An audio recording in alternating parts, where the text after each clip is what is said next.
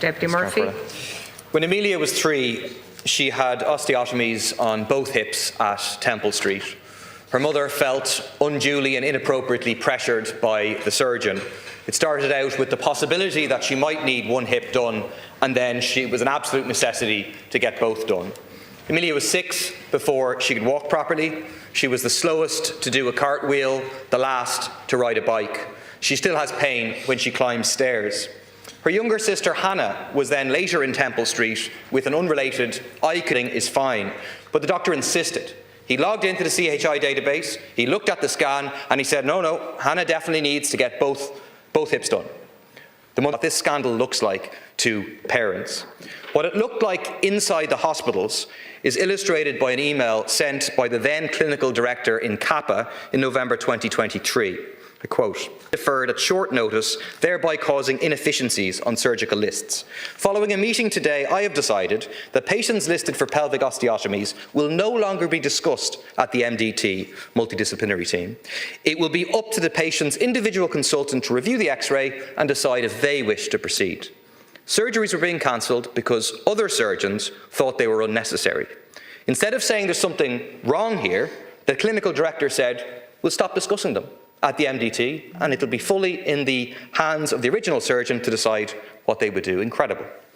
What was the motivation for this? If Hannah had been operated on, because they had private health insurance, the surgeon would have made €1,500 for the first hip and another $750 for the second. That's what they would have made for Amelia's 2 hips. An example of the poisonous role of private profit in what should be a public health system. 3 questions for you, Taoiseach. Firstly, why are the surgeons who conducted hundreds of unnecessary surgeries still operating on children? One of them could do an osteotomy tomorrow. Surely they need to be suspended or at the very least stopped from performing osteotomies until the audit is verified. Secondly, the government and the CHI have publicly committed to independently reviewing all of these. You've committed to independently reviewing all of these osteotomies. But the clinical director of CHI has emailed staff saying, I quote, it is acknowledged that some patients and parents may request a retrospective review of their case to determine the indicator. To the Medical Council, for example, or to the authorities in CHI. I think it's important now that the Medical Council takes a role here in terms of the professional regulation of its members. And there's an onus on the Medical Council to be proactive in respect of this issue. Now, I'm conscious that it's a random, anonymised sample.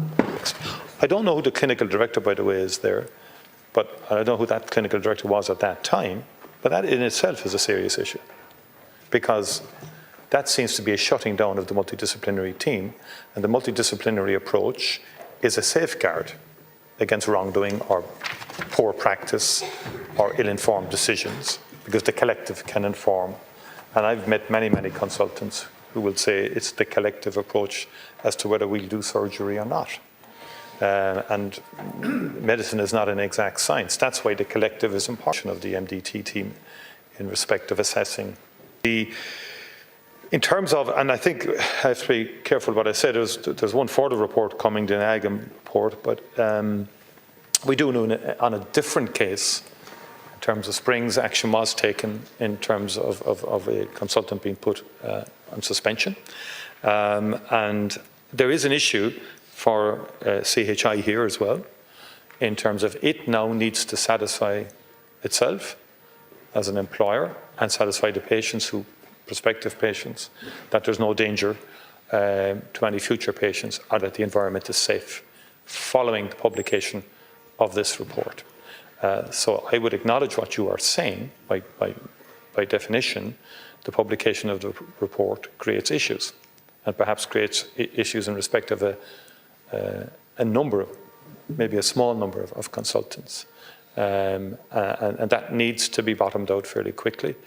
Obviously, the follow-through and the onus should not be on parents. You are correct. In my view, we need to do an exhaustive now examination. And the Minister has already set about that, but has to put together an external multidisciplinary team of professionals who would do that review of cases.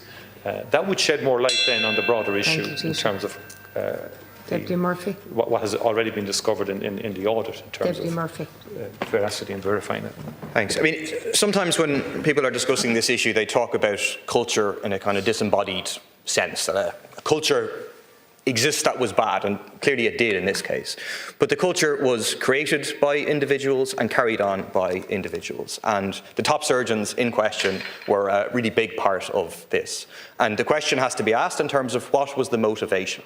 Was the motivation financial? When I heard the figures, that this is on top of salaries, €1,500 for a first hip, another $750 for the second hip. These are relatively easy operations for the surgeons to do. You can see that that may have a significant distorting effect on what is happening in our hospitals and proves the basic point that we need to have a proper public health system.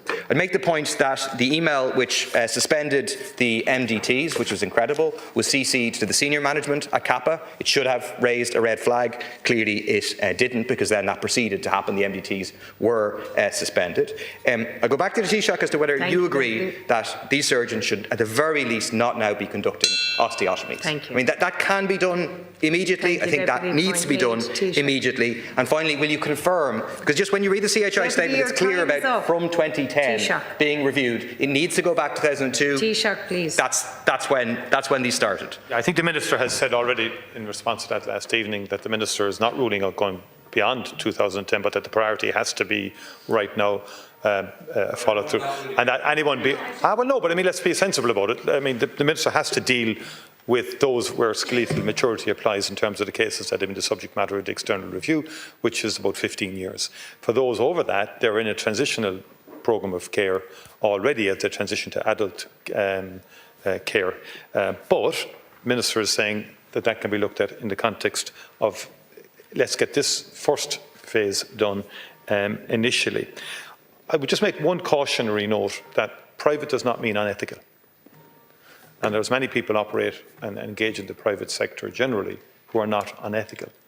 I don't know the reasons as to why this, and I think we do need to inquire further into this aspect of it, the how and the why. And there could be different factors responsible for that. But I would equally say, like the fundamentals here, there's an ethical framework that every doctor is meant to adhere to. Thank you, Taoiseach. That has to be the key.